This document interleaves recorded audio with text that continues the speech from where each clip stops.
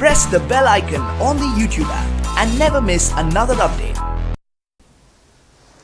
Hello friends, सीरीन पाठशाला पे आद्या इंग्लिश क्लासेस की ओर से मैं हूं सुमन शर्मा आप लोगों के साथ। आज फिर हम कुछ वोकैबलरी देखने वाले हैं क्योंकि स्टूडेंट्स का बहुत ज़्यादा डिमांड है कि ma'am regular vocabulary sessions update करते रहो।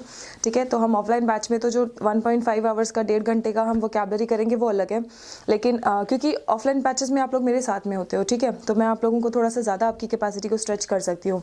यहाँ ऑनलाइन बैचेस में थोड़ा सा आप लोग बहुत जल्दी, पेशेंस बहुत कम रहता है ना, तो इसलिए हम थोड़े थोड़े वर्ड्स करेंगे, थोड़े थोड़े लेकिन कंसिस्टेंसी के साथ में डेली वर्ड्स करते रहेंगे तो भी वो लॉन्ग टर्म में बहुत अच्छा बेनिफिट देगा आपको। ठीक है, तो चलो आज देखते हैं आज के वर्ड्स।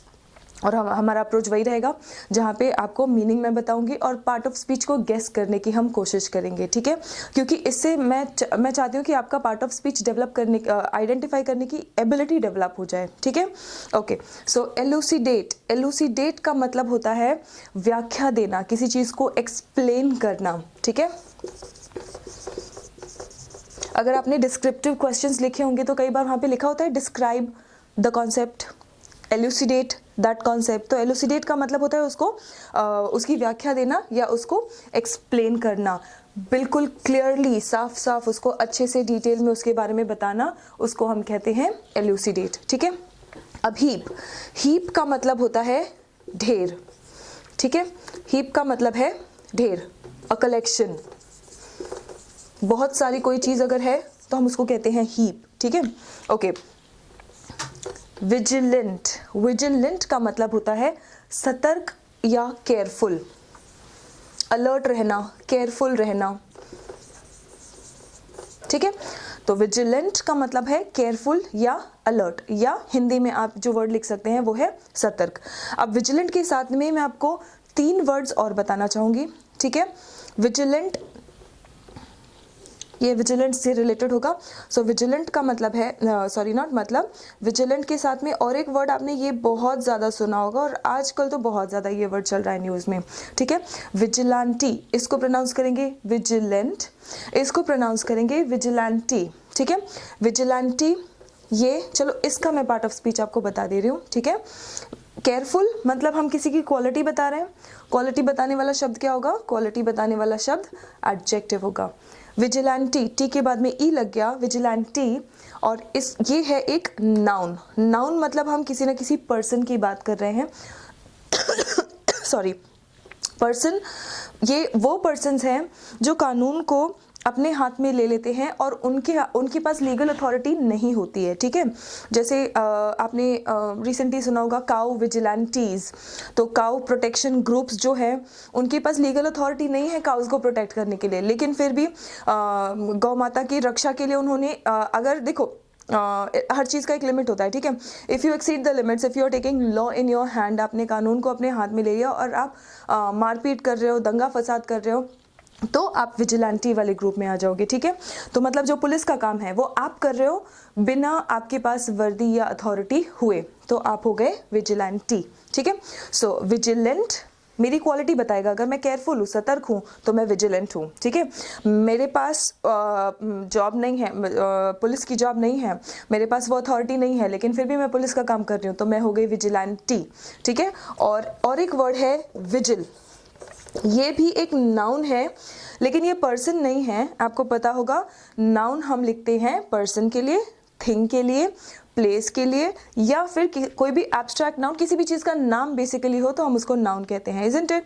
वो हम ग्रामर में डिटेल में देखेंगे, लेकिन यहाँ पे सिर्फ पार्ट ऑफ स्पीच आइडेंटिफाई करने तक आप अपने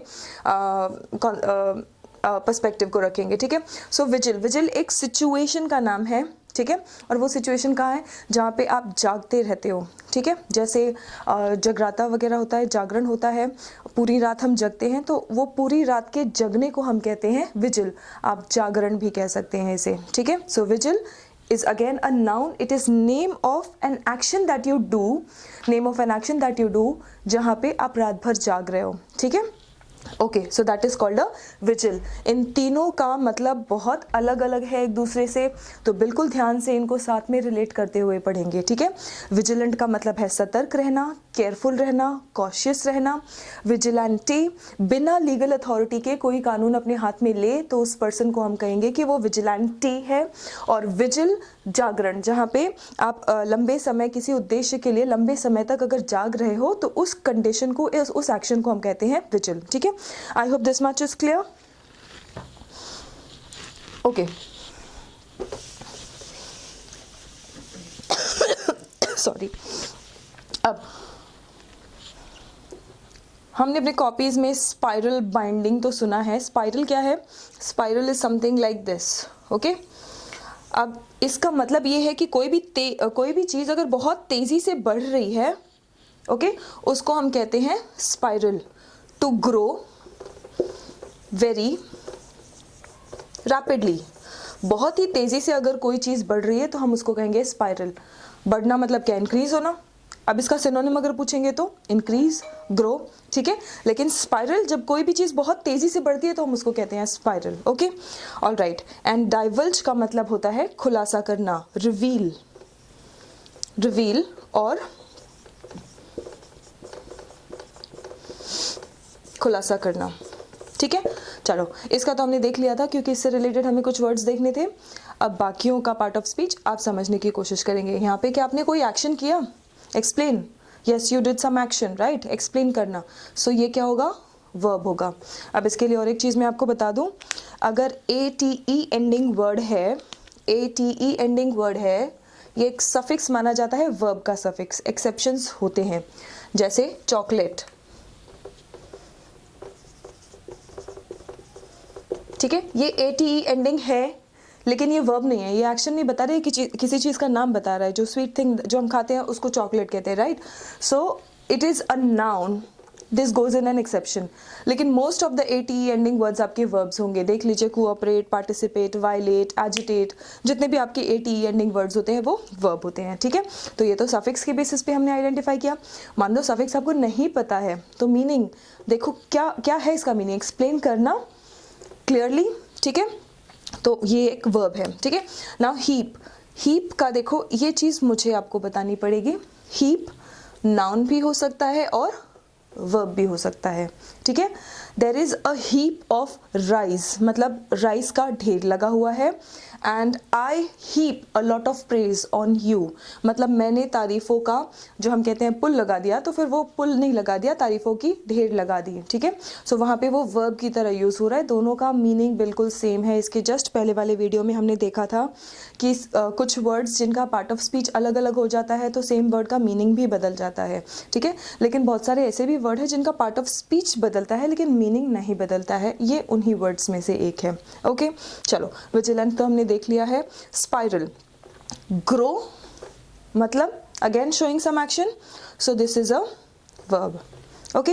एंड डाइवल्ज, रिवील, खुलासा करना, ये भी एक एक्शन है, यस। तो इसका पार्ट ऑफ स्पीच क्या हुआ? ये भी एक वर्ब है, ठीक है, ओके।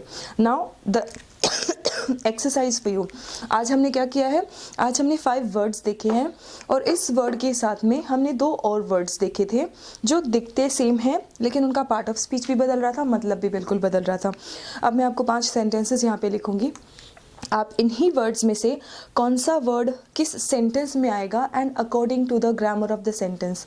अब वर्ब है, आपको पता है वर्ब का V1, V2, V3, V1 plus ING ये सारे फॉर्म्स होते हैं, है ना।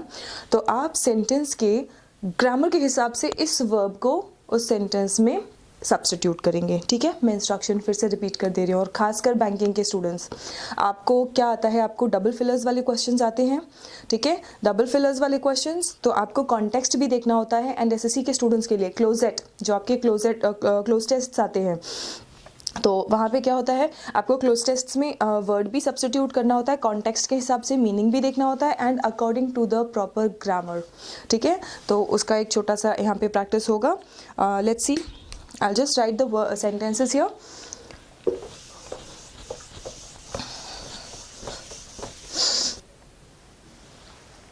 ओके, तो ये रहे आपके सेंटेंसेस।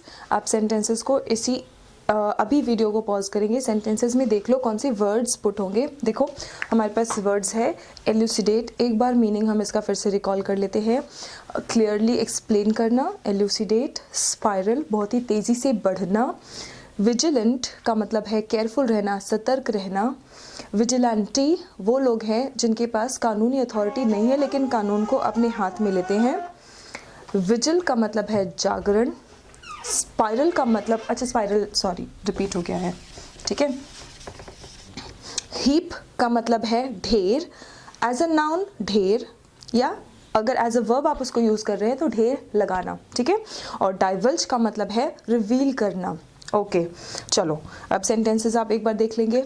देखो मैंने कोशिश की है, आज ही के सेंटेंसेस हैं, न्यूज़ में से उठाए हुए ये सेंटेंसेस हैं। कुछ सेंटेंसेस को थोड़ा सा शॉर्ट बनाने के लिए, जैसे ये वाला सेंटेंस है, इसको मैंने थोड़ा सा मॉडिफाई कर दिया है ताकि ये सेंटेंस थोड़ा छोटा हो सके, ठीक है। चलो, कुलदीप यादव आपको पता ही है, बहुत अच्छे क्रिकेटर है। Kuldeep Yadav dash that he needed more time to improve. अब मुझे अगर और टाइम चाहिए इम्प्रूव करने के लिए और मैं ये बात बोल रही हूँ तो ये क्या हुआ, ये मैं डाइवल्ज कर रही हूँ या एल्यूसिडेट कर रही हूँ। अगर आपको डाइवल्ज लग रहा है तो गलत है, क्योंकि ये कोई सीक्रेट नहीं है जो मैं डाइवल्ज कर रही हूँ, ठीक है। मैं इस बात को एक्सप्लेन कर रही हूँ, मैं क्लियरली इस बात को बता रही हूँ कि हाँ मुझे इम्प्रूव करने के लिए और टाइम चाहिए, इजंट इट। तो यहाँ पे वर्ड आएगा एल्यूसिडेट। अब सिंस ये वर्ब है तो आप मुझे बताएंगे ये V1 फॉर्म में आएगा या V2 फॉर्म में। क्या ये बात बीत चुकी है? कुलदीप यादव एल्यूसिडेट मतलब एक्सप्लेन कर चुके हैं। ओके तो ये आएगा आपका V2 फॉर्म में, कुलदीप यादव एल्यूसिडेटेड, ठीक है। अगर आपने इसको V1 फॉर्म में लिखा, ऐसे ही एज इट इज पुट कर दिया तो भी गलत हो जाएगा। सबसे पहली बात तो ये थर्ड पर्सन है, थर्ड पर्सन के साथ में वर्ब में SAIS आना चाहिए, और वो भी आप तब लिखेंगे जब कुलदीप यादव की आदत होगी, हैबिट होगा, वो रोज़ाना यही बोलते हैं कि मुझे इम्प्रूव करना है, मुझे इम्प्रूव करना है। ऐसा तो नहीं है ना, तो ऐसा रोज़ तो वो नहीं कहते हैं, वो उन्होंने एक बार ऐसे ही कहा है, ठीक है। तो इसीलिए आपका यहाँ पे V2 फॉर्म आना चाहिए, V2 form of the verb elucidate, ठीक है। Now the next one, dash praise on Rishabh Pant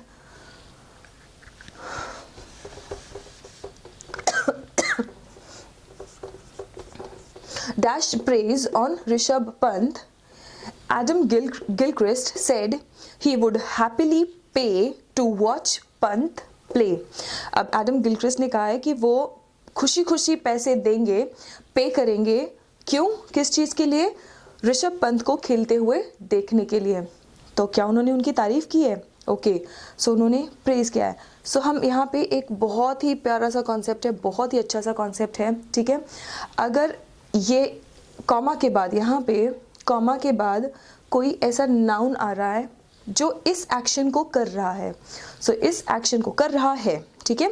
तो करते हुए आप इस एक्शन को इंट्रोड्यूस करेंगे V1 प्लस ING फॉर्म में। इसको हम इन डिटेल जब ये टॉपिक लेंगे तब देखेंगे। अभी फ़िलहाल बस आप इतना समझ लेंगे कि कॉमा के बाद यहाँ पे आपने कुछ लिखा, एक क्लॉज आ गया, कॉमा लिखा और उसके बाद में नाउन आया और वही नाउन इस एक्शन को कर रहा है, तो उसको हम V1 प्लस ING फॉर्म में लिखेंगे, ठीक है।